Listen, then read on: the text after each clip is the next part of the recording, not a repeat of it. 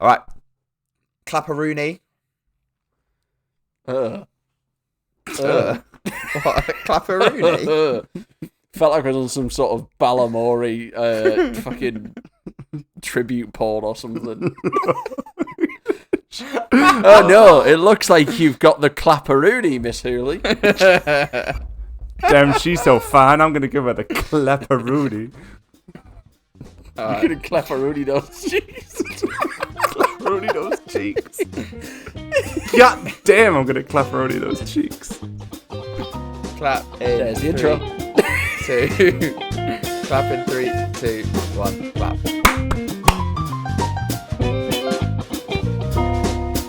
Hello and welcome to the Three Takes of Stupidity. There's no quips this week. I'm joined by Chandler, Hello. James, Hello. and I'm Alex Clinton, and we will be discussing maybe the Oscars. Dun, dun, dun, dun, dun, dun, dun, dun, dun, dun, dun, dun. Is that it? What music is? Yeah, there's nothing funny to say when I have no idea what we're going to talk about.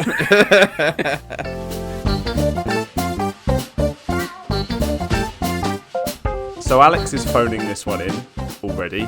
That's fine. But we are going to talk about the Oscars 2026 before we, hopefully, if he could show up here and there, watch the Oscars movies as well and do an Oscars series for you and see what we think, because we should be giving out these awards. But before then, boys, what have you been up to? Alex, you No, go we first. shouldn't. You've not been here for 2 weeks. We shouldn't hand out the awards at all, because then Melania would be winning everything. James's favourite film.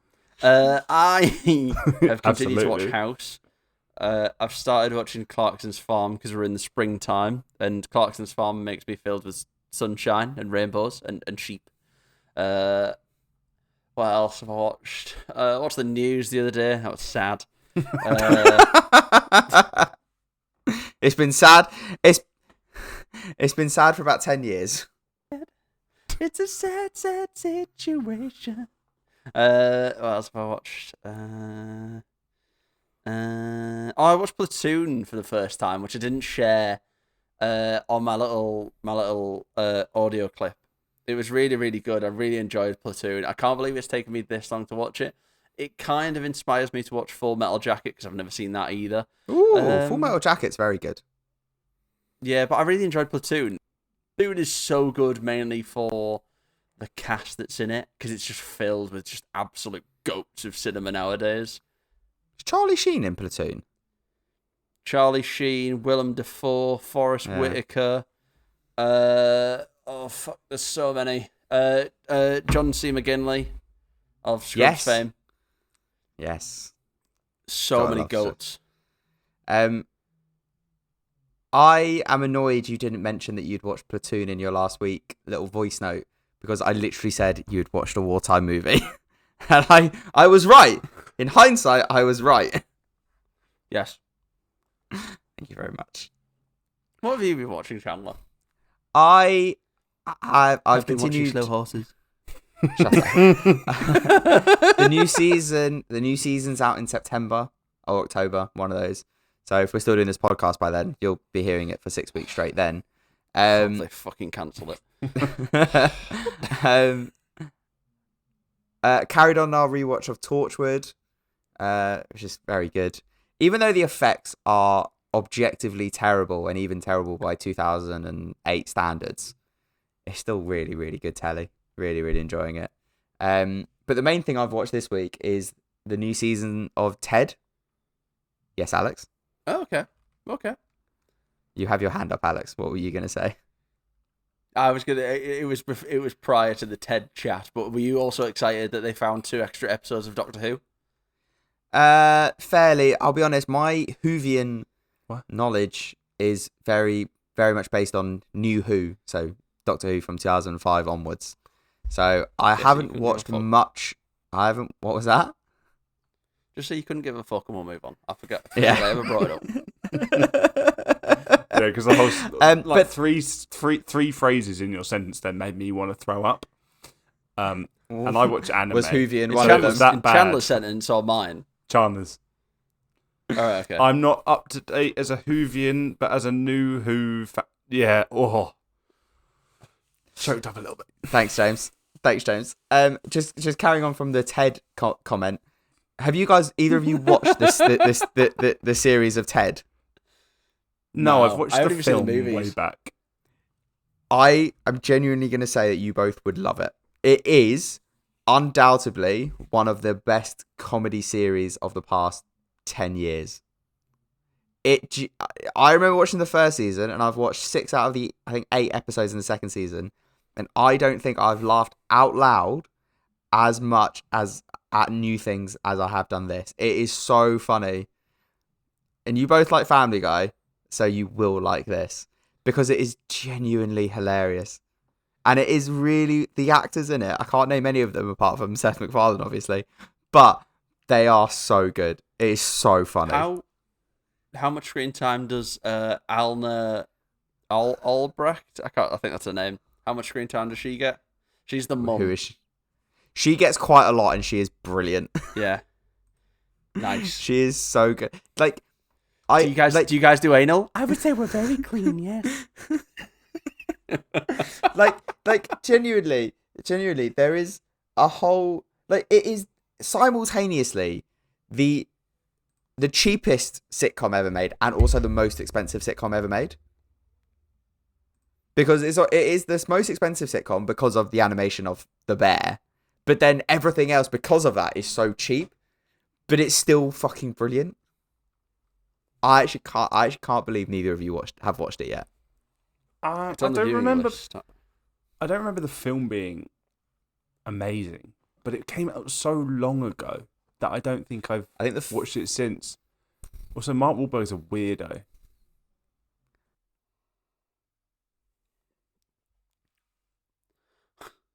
And also, to take shots at Mark Wahlberg, like, come on. Well, how much does it cost to animate the bear? A lot, to be fair. Have you ever been to Build-A-Bear? I haven't, no. All those bears in there are unanimated. So Shit. can you imagine the cost? Animating one of those bears. Crazy. It's so good. I highly recommend it. And I'm trying to think if I've watched anything else. No, I don't think I have, actually. James, tell us what you've been watching, and we'll see if it's worse than Chandler saying the word Whovian. Probably is. Well, I think he's going to bring up some fucking anime. James. No, I'm watching like 5 at the minute, actually. 5 animes on the go at the moment. I'll just list them out. There's one where a zebra turns into a melon. Free Ren Season 2, Sentenced to be a Hero, Fate, Strange Fake, and something else. Trigun. Trigun's fun. But no, yeah, and Whovian is worse than that. It's continuing Scrubs. Scrub Date. Episode 4 was good. There's not been a bad one yet. So that's good. I haven't watched it yet, actually. It's a lovely episode. Yeah, I've only watched the first 2. Catch up. So yeah, Scrubs. Great British Menu season 20, like fucking 3 is on. And considering that I don't find joy in competitive football anymore, I may as well find it in competitive cooking. So that's a lot of fun. Also, Chandler's team Fulham won't do mine any fucking favours and keep rolling over to everyone else in the relegation zone. Pricks. Don't worry, we're going to lose to Burnley next week. And I nearly lost my little finger the other day, which is fun. Show it to the camera. Big news. So I'll show you the bandage first, the crusty, bloody bandage while I was in A&E To any for audio hours. listeners, if you would like to imagine what James's finger looks like, just go take a sausage out the fridge and just bash it with a hammer. And put a bandage around it. Or join our Substack when James gets round to making it so we can actually post the video of these podcasts. Very true. But basically, I was walking my dog and someone had thrown out an entire cooked chicken carcass and left a lot of meat on it. And I looked down and my dog's just flinging around while walking along an entire chicken carcass. He thinks he's won the lottery. And then I'm like, fuck. Cooked chicken bones are really bad for dogs. So you can cut up their insides. Very, very bad. Very, very bad. And so I get my hand in his mouth. So I've got the big chicken off of him, but he's got the leg basically in his gob, and start pulling. What, like Henry VIII style? And I just no meat on it, unfortunately, because that would have been brilliant. So he's got a fucking massive. He's got a massive chicken bone in his throat that I'm pulling out of his throat before he chokes on it. And then he's still trying to eat because obviously he's like fucking thrilled. He's just got a roast chicken. And my end of my finger is next to the chicken bone on his back molars. And he just casually crunches down. And he proceeds to go halfway down into my little finger, break the bone in the end of the little finger. And I had to have, and look, go ahead if you don't like gruesome details, go by 45 seconds. It split my nail. I had to have the nail removed and the nail from the nail bed removed, washed out, and the doctor had to basically push the end of my little finger back into its normal place, and had to stitch it up with like 4 stitches. And I'm going to show the boys now. That's the inside of my little finger. Nice. I feel it in my finger. Before I took this picture, feel it in shows. Before I took that, Christmas is all around us. Before I took that, 5 seconds. 5 seconds. Snow. Before I took that picture, I was a bit annoyed because he pushed the finger a little bit back together so you couldn't see in it anymore. And they'd only just cleaned it. So for hours, I couldn't see it. But basically, it was quite funny. I was like, could I take a picture of it? He's like, yeah, I've got to as well. So we and this doctor have both got our phones out, just papping my finger.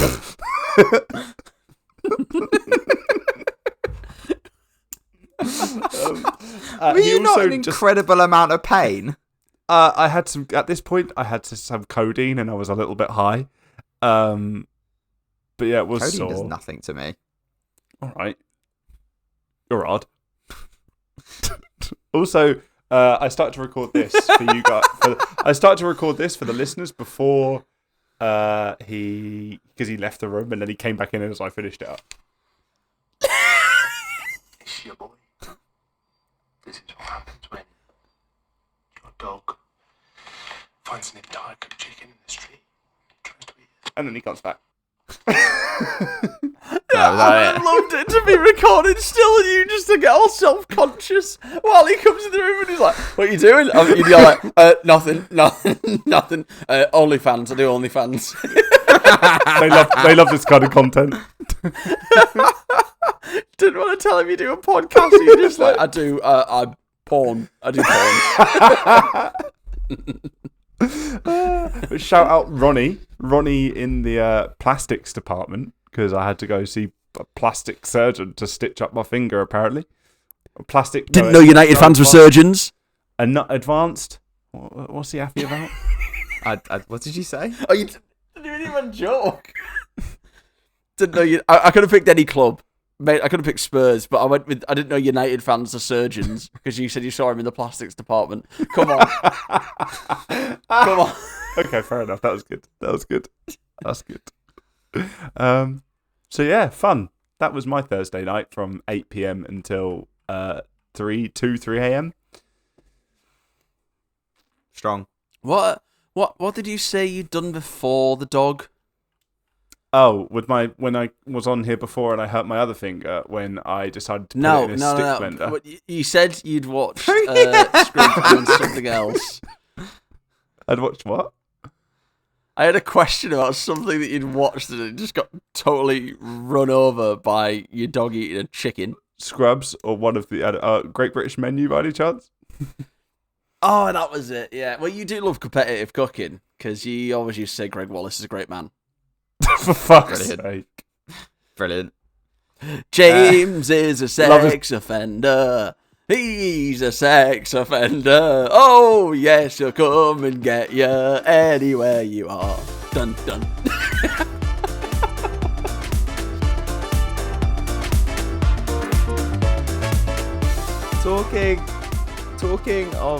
Talking of actual sex offenders. Alex. 1, 2, 1, 2, 3, 4. James is a sex offender. Honestly, Chandler changing that from let's talk about some real sex offenders when Alex is calling me one. It might be the nicest thing he said to me in months. Talking of actual sex offenders, most of us watched the Louis Theroux documentary. I may as well have Inside the watched it. How Manosphere. all online it is. It is very online. Yeah. Alex, what did you think of it? I enjoyed it in the same way I enjoy every Louis Theroux documentary, in that it's a world that is just so alien. But it's really weird to watch it as just a man, a normal man. What timing for the burp? A normal. You were so Homer Simpson there. So Homer Simpson. That again. You continue You continue. The redneck allegations continue. 1, 2, 3. James is. Just trying to hide the fact that Shag's it was his really sister. weird. It was really weird to anyway, it was really weird to watch it as a man, because it has no effect on me in the same way like watching his one with the Israeli settlers, which Chandler said was great. It was weird because these people are obviously fucking maniacs, but it has no effect on me. I felt like exactly the same way when like it's so good it's just so good. Wait, what am I trying to say? But you already know about it, don't you? No, not really, not the kind of world that they're in. But I know that. Well, I know exactly what he did to unwind all of their stories, because they were all done by just 1 or 2 questions. The first guy you meet, HS TikToky, which is really weird to say. he meets him and then just does his classic Louis Theroux thing where he's like, he just asks him a question and then stand in silence, because he knows that the person opposite him can't stand silence, and he'll just let his ego just keep talking and just keep digging and just keep going, and then he'll just ask another one where he's like, "Are you homophobic?" And then he'll just be like, "No, but if my son was gay, I'd disown him." He's like, "Oh, that's a little homophobic." He's like, "No," and then the guy will just keep digging himself even further and further at the ground. Then there's people he meets in the US whose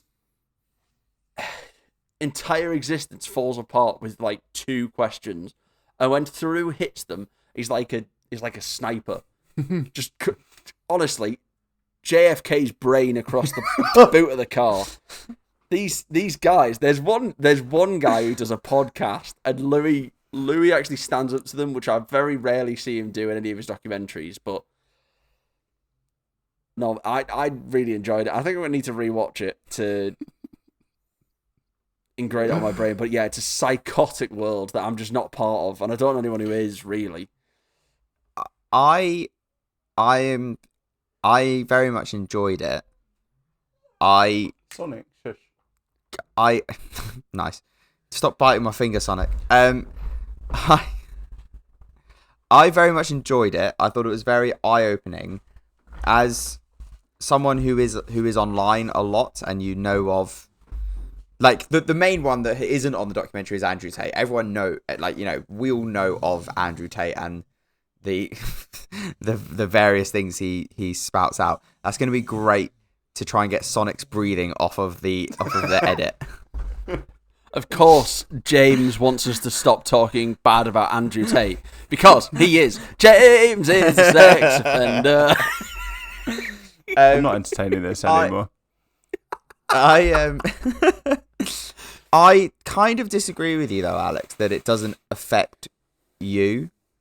I think it very much affects all of us. The one message I put in our group chat after, when we were sort of discussing this last week, is it makes me worried for my nieces and nephews who are of an age in their early teenage years, growing up, that this content can be pushed to them, especially for people who are on social media.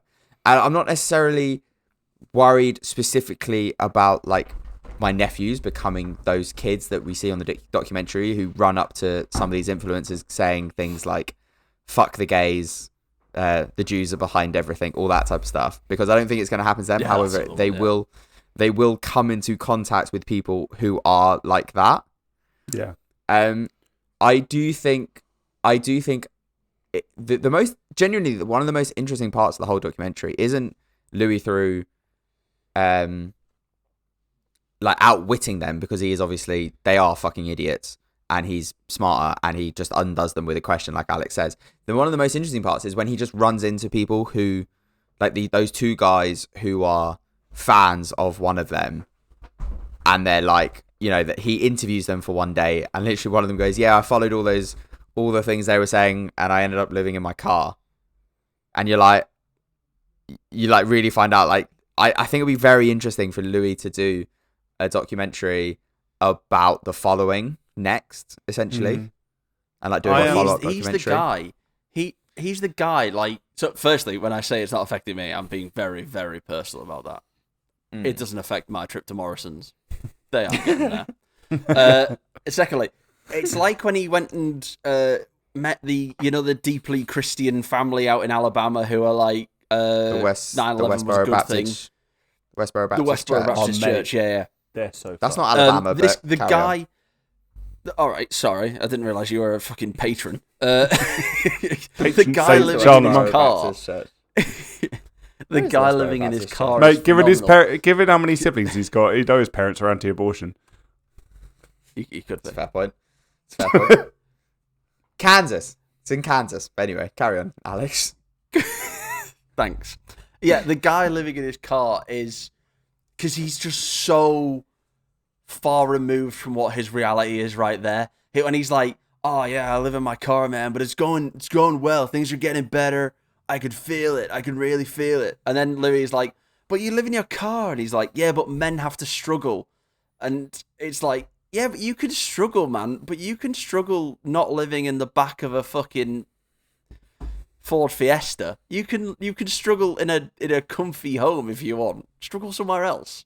And that's why he's just like, he's so far removed from that reality that it's hard to get your head around. I had to have a chat with my teenage cousins about 4 years ago. I love how you're just outing them in the public now. No, I don't care. Just not all of them, but 2 of them. About it, and one of them was like, "Oh, I don't really like Andrew Tate, but he does say some good things." And I think Louis Theroux's commented that it's like they say, "Get to the gym and work out and be healthy and exercise." I mean, it's like you're really scraping the bottom of the barrel of the good shit they say, because they don't say any good shit like that. Like, fine, that's not exactly groundbreaking advice. But I talked to my cousin about it. It's like the way they talk about anything is wrong, and they are just trying to scam people into giving them money. They are salesmen.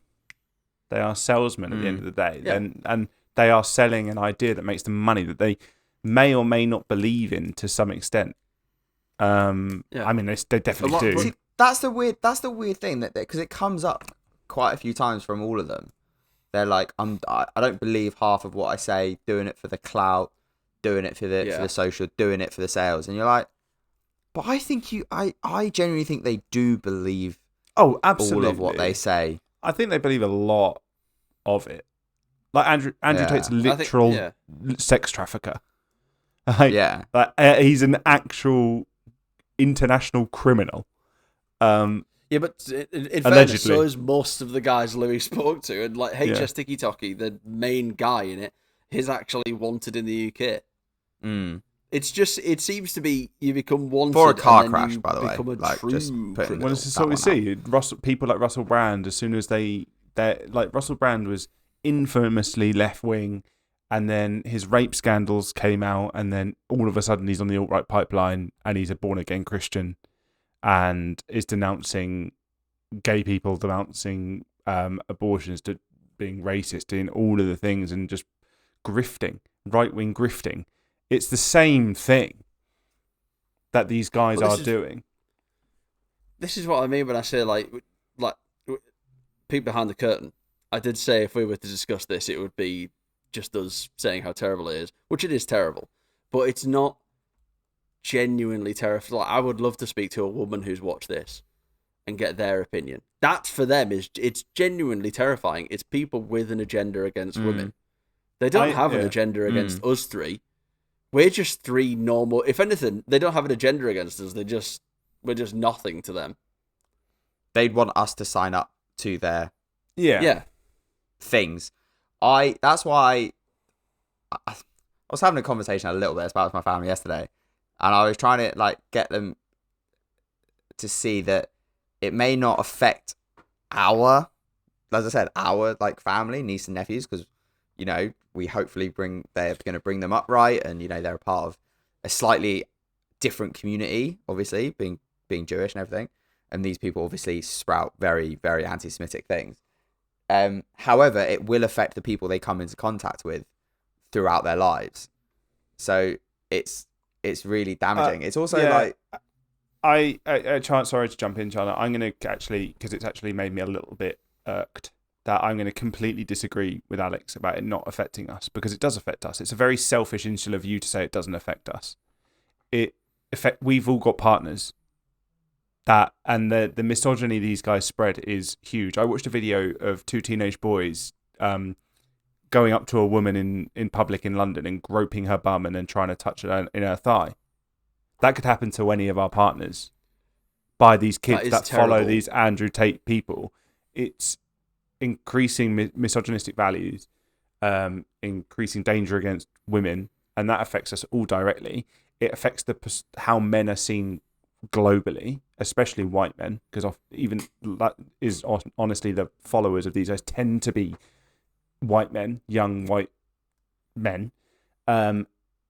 It absolutely affects us, and then it affects global political landscape. It just does affect us. It might not, yes, as you say, Alex, it doesn't affect us going to the shop on a Wednesday, but it could, and it could affect your partner. It could affect mine. That is terrible. I don't think you've taken into account quite how selfish I was being.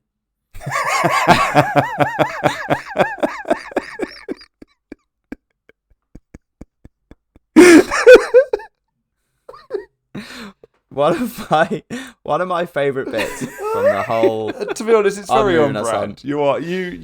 Once you've closed those gates, mate, that you've closed those gates. You don't. I'm quite annoyed. I'm quite annoyed that going to Tesco now is like I'm paying for petrol at like $1.50 a litre. When I bought my car, fuel was under £1. Ever since I've owned a car, the world has been fucked up. Petrol prices have been through the roof. And all these fuckers love Donald Trump and his silly little war that has driven your petrol price up. One of my favourite bits, and we're talking about how these guys. Well, I was talking about how these guys say things for clout, is the moment Louis Theroux brings up HS's own interview with first name Bonnie basis Blue. with him now. Yes. I really hate saying Tiki Toki. Yeah, I love that. And he literally points out his own hypocrisy to him, and he just goes, nah. Yeah, because at the end of the day, the guy is 23. The guy is 23 and is not as clever as he thinks he is. He's not the character he thinks he's made in his own head. And that's what unravels throughout the show. Like, you could see, I've seen loads of clips of him online of people taking the mick out of him, and it really hurts his ego. Oh, I've seen and that. And you'd like really to funny. think that the character that he's made, which is in line with that Tate philosophy, shouldn't be that affected. But as James says, they're all descendants of the great magician, Donald Trump. And if you hurt Donald Trump's feelings, he's probably going to blow up some of your preschools. Fucking hell.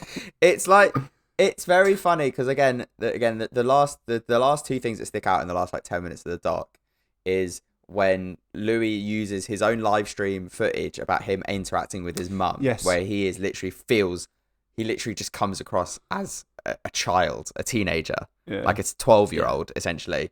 Going, I don't want this, mummy, and you're like, that's genuinely hilarious. But then the last thing that he says, he says at the end, the last thing he says at the end, in where like these guys are telling people to quit the Matrix, to stop doing their own thing, buy into their red pill shit, and they'll make money, they'll get the girls, they'll get the villas, they'll get all this. when in reality, all they're doing is just feeding money up to the top, like their own society that they're trying to get away from. It's a pyramid scheme, isn't it? It's a bullshit pyramid scheme that they all run. I watch a podcast called Jaffin. It's a football podcast, and they do a side podcast where they just talk about anything. And they were talking about some clips that came out of HS Tiki Toki. Much like our own podcast. Let's talk about film. Let's talk about James sawing his finger off. They were talking about how when Louis was filming this documentary, HS Tiki Toki live streamed the whole thing, and it apparently looked like it really threw Louis. So I'm curious. I obviously haven't watched the documentary yet, and I will do. But I'm curious to see how that comes out in the final documentary. I don't think it throws him. I think, I think when he is on edge when that whole sort of scene happens, because he's like, why is there a guy just stood there? Because obviously all these guys have got weirdos who just sit in the corner like this. Yeah, their own cucks, essentially. That's the whole life. The whole life existence is to do this. HS Cucky Cockies. And like, and yet Louis does make a point of saying, why is this guy just stood in the corner? And HS is like, don't worry about him, bro, don't worry about him. And he's like, he's got a bit of a weird energy though, hasn't he? Yeah. I very much love the bit in the documentary where he's talking to the camera, like while he's filming documentary crew, and Louis just goes, what are you doing? Like, this isn't social media, this is a proper documentary, talk to me, not the camera. That was a weird, like, fourth wall break from Louis, where Louis, like, directly, it's not like having a go at his guest, but directly directs his guest, where he's who are you speaking to? And he's like, the people. And he's like, no, we're just having a conversation, you just speak to me. And he's like, oh, right, okay.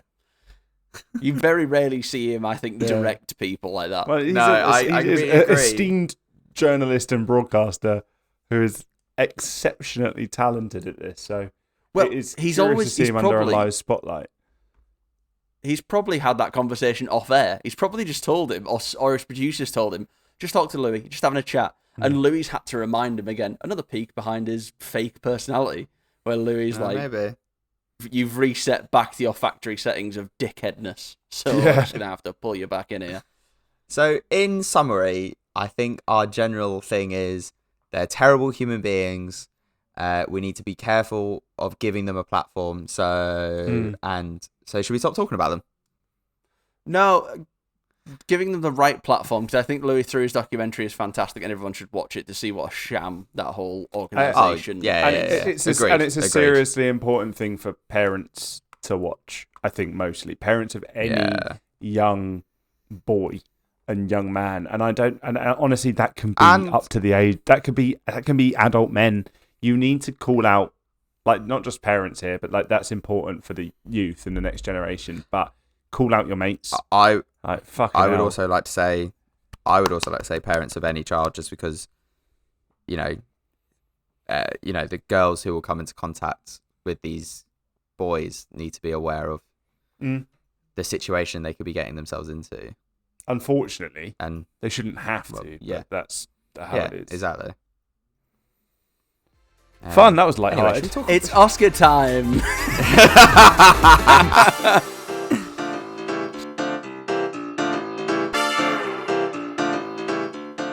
And you briefly alluded to me, Alex, that the Oscars is bad. Elaborate. I hate just everything about it. I hate the endless speeches. But I said this last time. I said this when we were talking about something else. I hate the fucking speeches. Was it the Oscars last year?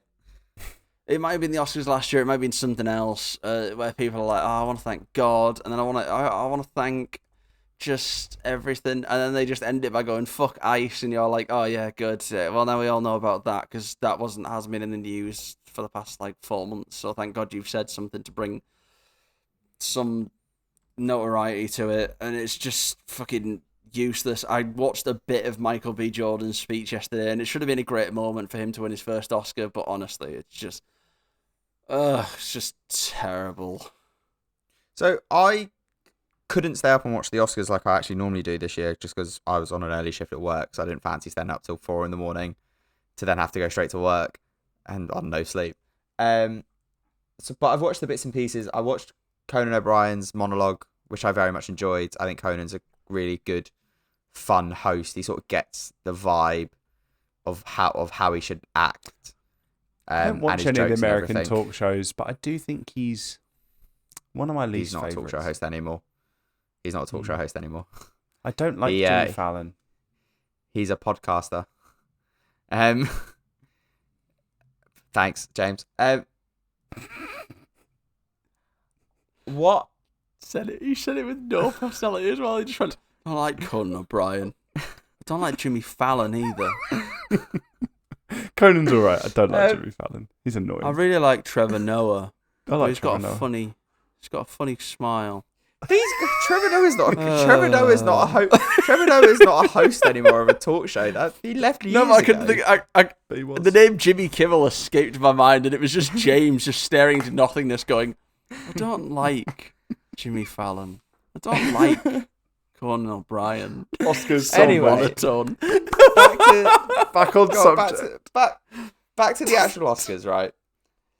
I don't like the Oscars. The English folks all right. I think Not James I Corden, think the other most- one. Oh my gosh, shut up. John Oliver. You're Yeah. talking about John Oliver. Yeah, John Oliver's alright. Yeah, he's Chandler's favourite. Um, John I Oliver's don't like James John Oliver.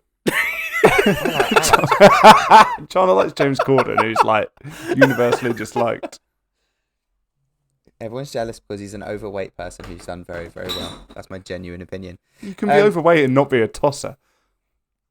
See, I think people he became so successful, he became like shit in a field, and people just wanted to bring him down.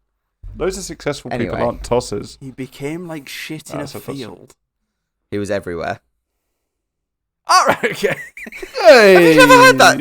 Have you never heard that expression before? Have you not? I don't think James has either. I have. He was like shit in a field. He was everywhere. I completely lost what I was going to say about the Oscars. But anyway, the actual broadcast itself is very, very long and very, very hard to actually sit through all of it and watch all of it. And I think you're right, Alex. I think when they get up and thank endless people, it is quite hard to watch, let alone just the actual awarding It's of just- best film, etc. Is it? Yeah. It's just the Met. It's just the Met Gala with a purpose. What a fashion Really? show. Yeah, but more of a purpose than a fashion show. I like clothes, but come on. Like, So, let's just not- looking let's- down the let's not be list. silly here. So let's just touch. I would like to actually touch on the irrelevancy of the Oscars in a moment, but before we do that, like, I think it's tough for us because I'm the only one who's seen one of the films that was nominated. I've seen a film that won 2 awards. Which one? Oh, K-pop Demon Hunters. K-pop Demon Hunters, yeah. Good fun film. And Deserves it. I've seen a film that has clearly been politically removed from the listings. Was it I Swear? It was, I swear, just to a small but very significant outburst from the film's start. So there are films like I've seen Sinners. I want to see Mighty Supreme, Hamnet, F1, and One Battle After Another. The other nominees for Best Picture: Begonia, Frankenstein, The Secret Agent, Sentimental Value, and Train Dreams. I'm just like, I don't think I've heard of any of them really. Know about Frankenstein because Jacob Elordi and everyone, obviously everyone fancies him and they made him look not pretty. So it made it a big deal. I think it was also quite good. Sinners, I really want to do in our Oscars series because I want to do it and I don't want to do it because you've talked about it so much. We know your opinion of it, but I want to watch it to get more context of your opinion. The key one here is Timothée Chalamet being snubbed for everything again, and kind of how in the last few weeks it's almost like he this was his big Oscar run. And I really like Timothée Chalamet, but he's come under fire a bit recently, and it is a bit about how he was in the public eye so much, and how it just leads people to dislike you at the end of it when they see too much of you. Mostly driven by the fact I think he said something like opera and ballet are dying arts. That is objectively true. It doesn't take away from. He didn't slag them off as art forms. He just said that they are. I think he said they are dying arts, that is true. Doesn't mean they're not skilled. But that he seems to be very disliked, and he fell down the stairs, I think. Did someone push him? That's very Jennifer Lawrence. He was like, If someone pushed him, I would go. Go on, Alex. If someone pushed him, I would go as far as to say he is very disliked at the Oscars. I just saw a picture of him upside down. So your head shouldn't be on the step. Your feet should be there. Why are your feet where your head should be? He was doing an impression of the that Italian ship that capsized. Brilliant. The only one I can really comment on is the fact that Michael B. Jordan won the best actor, the best Oscar for Sinners, right? And I think his performance is fine in Sinners. Like, he plays twins, which I think, again, is fine. He didn't fall down the stairs. It was fake. Damn it. I've been had. You've been had by some misinformation. Had by misinformation and AI. I think it's fine, his performance, Michael B. Jordan's, but I don't think it's worthy of an Oscar, which I don't think is very bad to say. I think it's more the state of movies in general that type of performance and that film was nominated for Oscars, because Sinners isn't exactly. But it does. As I've said before, it's a the good minority. film. Like, people think it's fantastic, and you are. But again, is that because it's okay? Fine. So here's talking about like the irrelevancy of the Oscars. I think it's more a comment on how cinema is made today, where we are in a lot of sequel, comic book, all those types of movies where things are just redone, rinsed, and repeat.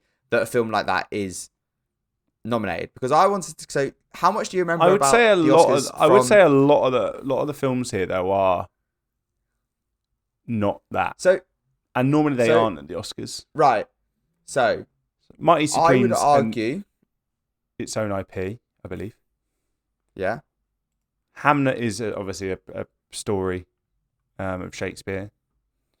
Very much not its own IP. Very much. F1 it's not a sequel.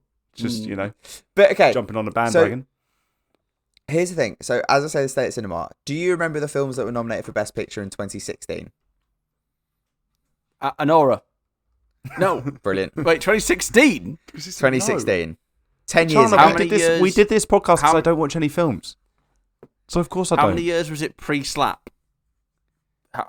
What was it? Was it PS? 6 years. 6 years pre-slap. 6 years PS. Yeah. Funny enough, these Oscars were hosted by Chris Rock. Really? 2016. 19. No, that came out in. What came out? James Bond, a James Bond film. No. So No, the they films that never got lost nominated for best, the films that got nominated for Best Picture that year were Room, The Revenant, Oh. The Martian, Two good films. Yeah. Okay. Mad Max Fury Road, Fair. Okay. Brooklyn, Bridge of Spies, The Big Short, and Spotlight. Yeah, I remember.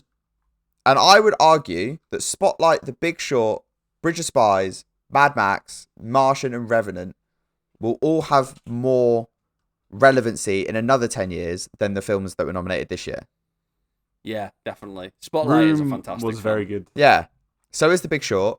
So is Bridge of Spies. So is Fury Road. Like, people still comment on how good Mad Max Fury Road is now.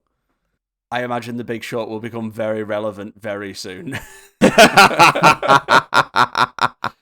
This is fair to say, but that is, as we often talk about, is the effect of nostalgia. They were big films at the time, and in 10 years we'll go, oh, do you remember, like, you could do this again, and people, Sinners will pop into your mind if you say it. Mighty Supremes will pop into your mind. It's based on the value of the story. The value of the story of those films in 2016 is huge. K-pop Demon Hunters, people aren't going to look back in 20 years and go, what a masterpiece. What a masterpiece. It was the first of its kind of the K-pop Demon Hunter genre. The way people still talk about Frozen, I think it might be. There's no way you're putting that. There's no way you're putting those two names in the same sentence. Did Frozen win any Oscars? It did not, no. Exactly. And K-pop Demon Hunters. Did it? Probably not. Frozen won, I'm pretty sure. Sorry, I was letting my dog out. Frozen, I'm pretty sure, won Best Animated Feature and Best Original Song. But Frozen, so they've won. They've won the same. None of the voting panel are 9-year-olds, so Yes. they're never. They would have won it all if all the voting panel happened to be children. Mate, nah. K-pop Demon Hunters for everyone. K-pop Demon Hunters would have won it all if the voting panel was Korean or demons. Oh wait, no. But again, even if you go back far, even if you go back, No. even if you go back further, They were hunted. so let's say 20 years ago, the Oscars for Best Picture 20 years ago were iRobot. Crash, Brokeback Mountain, Capote, Good Night and Good Luck, and Munich. 4 of which are I've never seen Good Night and Good Luck, but I've seen Munich, Capote, Brokeback Mountain, and Crash. And again, 4 films that still have relevancy and are spoken about today. Crash winning the best Oscar that year is still is one of those ones where they're like, what the fuck? But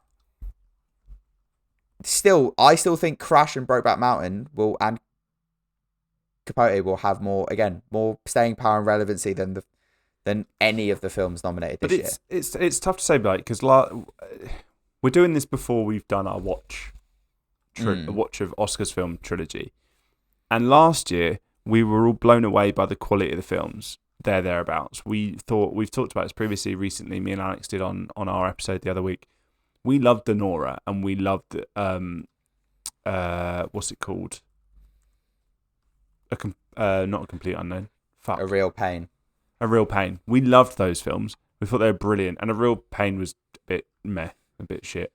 It wasn't shit. It was just not as good as the other two. I'm confused. Are you not confused? Can I say the sentence I think you thought you said? A Real Pain and a Nora were great. And A Complete Unknown Yes, was meh. yeah, there you go. Yeah. That's Yeah. Based on your previous opinions, I think you got a bit confused there. Did I? Yeah, A Complete Unknown was mid. Yeah, you said. But it was probably still good. But A Real Pain and a Nora are fantastic. And we'd watch those and look back at it. I've seen Wicked since then. And hey, it was nominated and it's not like a gift to cinema. But those pipes, man. Cynthia Erivo can sing. June, I've not seen June Part 2, but June Part 1 was great. Like these films will stick in the knowledge, and I think that's just kind of recency bias. You've literally just said 3. You've literally said 3 films, June 1 and 2, obviously 2 separate films, but 3 films that are based on other things. Wicked is based on a musical that is based on a book. June is a film that's based on a book as well. It's a statement of cinema today.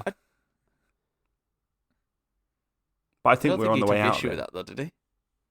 Say again, Alex. I don't think you took issue with that, though, did you, James? You didn't take issue with like them not being original scripts. No, I'm not too bothered about it. I think we're on the way out of that slightly. Than how bad it was during probably most of the late 10s. Well, most of the late 10s is just Marvel movies. That's the one thing that's missing from all these lists. Is just.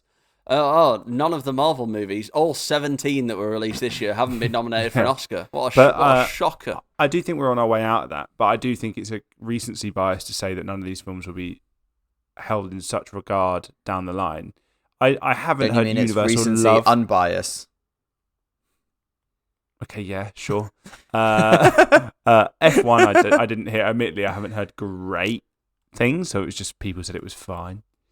It's just a Hollywood movie, I think, is what people say about it. It's just a lot of money. But that's exactly what I mean. If F1 is just a fine Hollywood movie, why is it being nominated for Best Picture? Do you know what I mean? Because you can't spend $350 million and have nothing to show for it, Chandler. You are a terrible producer. And it won Best Sound because they put a V10 engine on it. Doesn't have nothing to show for it. She's sleeping in the White House right now. Under lock and key, I probably, from that psychopath. The other interesting thing about the Oscars that I read today is that the Oscars are going to be started to be broadcast on YouTube from 2029, which I think will bring back some relevancy to the Oscars. Well, it's interesting because it wasn't nominated for anything, and I don't think it's rated very well. But a YouTuber called Markiplier did release a feature film this year that he produced and funded and made. And I didn't necessarily mean it from that sense. I mean it more from the broadcast thing that people will watch perspective. Yeah, but it's because as Alex said at the start, one of the things that we get bored of watching is people going on for 10 minutes on their Oscar speech, right? Like, as Ricky Gervais says, get up here, accept your little award, thank your agent and your God, and fuck off, right? So I disagree with you both a little bit there. I like a little bit. When they go, because you're woke. When you go, sorry, that was a shit joke. When you go, when they move it, the compliment. When they move it to YouTube, I think they could do some more interesting things with the broadcast side of it, in terms of how they move on the show, because YouTube will tell them things like people tune off here. There is a big drop off when you start going over 30 seconds. There's a big drop off when you start going over 45 seconds or whatever it is. And YouTube will be like, no, you can't do that. Do it this way. So it will bring interesting aspects to the broadcast perspective of it. Yeah, I'm glad you've said that, because I thought the way you were going with it was like, it's just not readily watchable anywhere else. When I watched it on BBC One. No. I thought that was the direction you were going in. No. It's on ITV in the UK, isn't it? Or is it BBC? Yeah. You can watch it live. I'm pretty sure it was on BBC, or it might be on ITV, but it's on one of the big five. Yeah. So big five. I also found it funny in Conan's out of reach.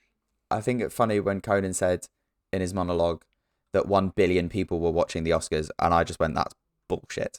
That is utter bullshit. Yeah, there's no way. I don't want to judge here, but there's no way a family in the depths of Russia are like, quick, everybody, gather around TV. There's big American awards show on. We must see who wins Best Picture. We hope it's the F1 movie. One day in Dutch.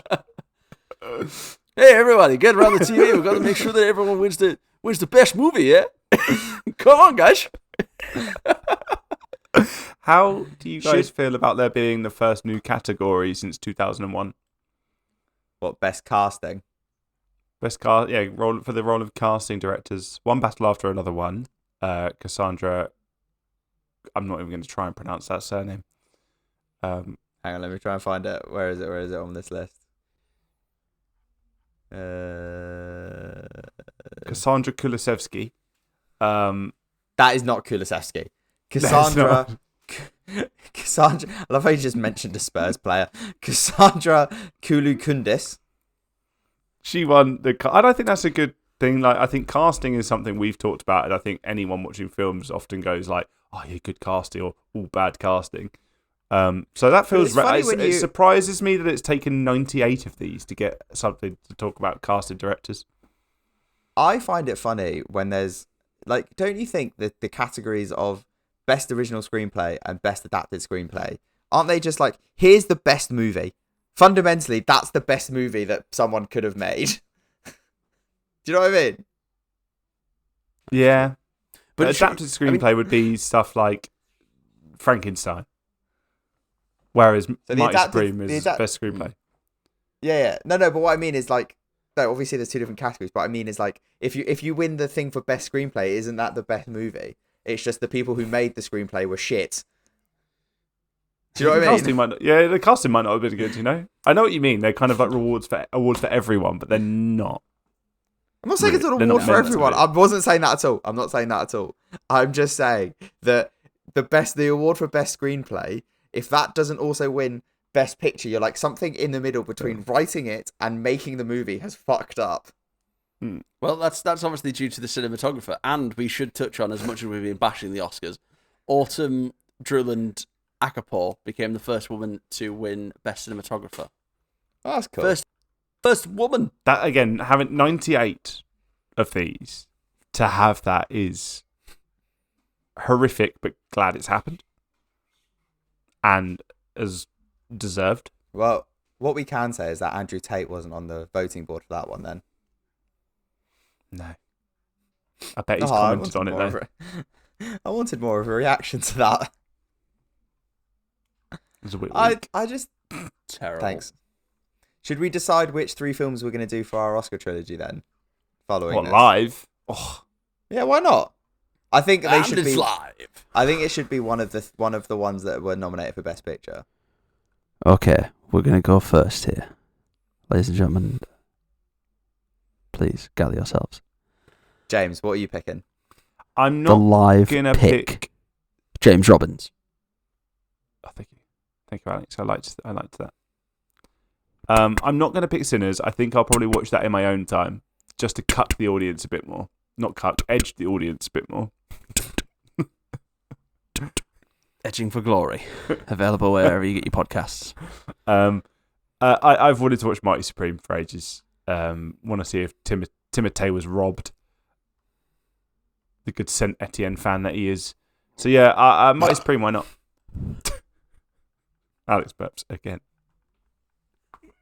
Definitely had about 4 pints before jumping on this because he was not mentally Alex, ready hours ago. Alex, what are you picking? Do I have to pick one of the Oscar nominees? Can I not pick a movie that I think should have won an Oscar? No. Oh, fuckers. Did the Oscar movies. Oscar. Talk amongst yourself. We should probably do the winner again, like we did a Nora last time. I've been told that Hamnet is an absolute cry fest, so I'm not going to pick that one. Even though the movie I was going to pick, probably a big tearjerker. One Battle After Another won a lot, but I don't really want to pick a movie with a Del Toro in it. I feel like that sends the wrong message But I think we have to to the younger watch generations. It. Do you think we have to? Well, no, the one film we have to watch, you didn't pick, so you have no say anymore. What, Sinners? Sinners, yeah. Why do we have to watch it? It's GOAT movie of the year by the looks of it. Let me just one second. Fucking I'm wasn't. Just watch From Dusk Till Dawn and you'll have a better time. And you'll see Selma Hayek in a very, very erotic scene. All right. just going to read the synopsis Calm of down, Sneeko. One Battle After Another. Talk amongst yourselves. Chandler, play some like lift music over this. No, in Alex, the edit, not now. Alex, there are 9 films. Just pick one.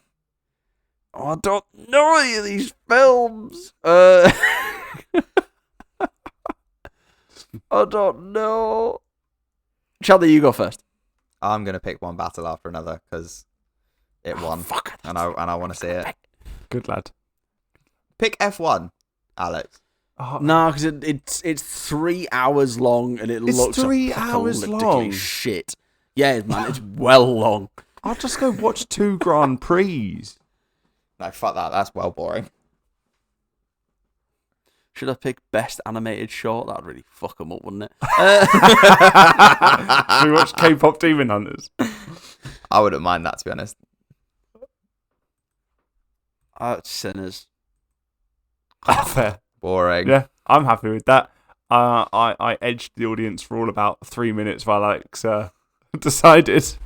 Which one are we gonna watch first? We should watch One Battle After Another last. Okay. Sinners first. Am I Then? right in thinking that Mighty Supreme is on Netflix? You are very so. wrong in that fact. Should we do a shit sandwich? Well, that's only based on your opinion of Sinners being bad. It's 20 quid to watch on Amazon. Holy shit. Yeah, that's exactly what we're going to do, isn't it? What, Mighty Supreme? I know what's plugged in your TV. Should we start with Mighty Supreme, then do Sinners, You- and then do One Battle After Another? Sure. You can still go see Mighty Supreme in the cinema. We did say Boys Day Out. You're right. You can go see it in Reading, Alex. Who was fucking crying his eyes out before that we hung out without him, and now he's like, we say to go out all together, and he's fucking angry about Alex, you can go see it in Reading if you want. I don't live there anymore, so it'd be a bit weird to travel all the way to Reading. You can go see it in the Manchester Printworks. I could, yeah, that's correct. I probably shouldn't say that on air, should I? What? Where you live. Yeah, no, don't tell people I live in a city with 1 million people in it. Oh, you two live in London. God, shouldn't tell them that. They might find you. Chandler doesn't live in London. No, Chandler lives on 39 Bushford Road. Fuck! Postcode WA1.